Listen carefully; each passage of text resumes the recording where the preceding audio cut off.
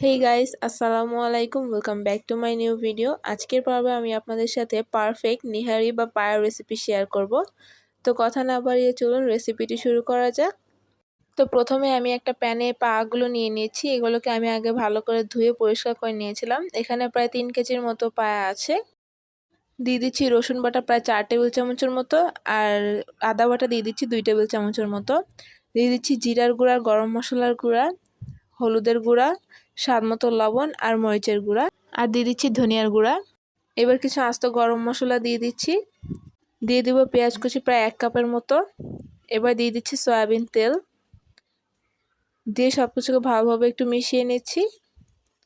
মিশানো হয়ে গেলে এবার আমি এখানে পরিমাণ মতো পানি দিয়ে দিব। পানিটা দিয়ে আমি সব কিছুকে ভালোভাবে মিশিয়ে নিচ্ছি।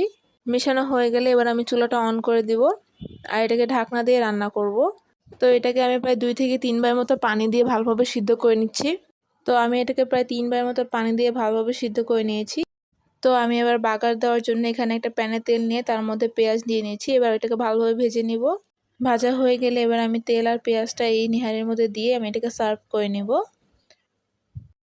ব্যাস তৈরি হয়ে গেল মজাদার নিহারি। আপনারা গ্রেভিটা নিশ্চয়ই দেখতে পাচ্ছেন। এটা কিন্তু খুব বেশি পাতলা বা খুব বেশি ঘনও না।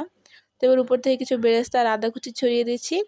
আপনারা এটা চালের রুটি বা পরোটার সাথে খেতে পারেন। এছাড়াও এটি খালিও খাওয়া যায়। তো আজকের রেসিপিটি এ পর্যন্তই। ভালো লাগলে অবশ্যই লাইক, কমেন্ট, শেয়ার করবেন এবং আমার পেজটিকে ফলো করবেন। আল্লাহ হাফেজ।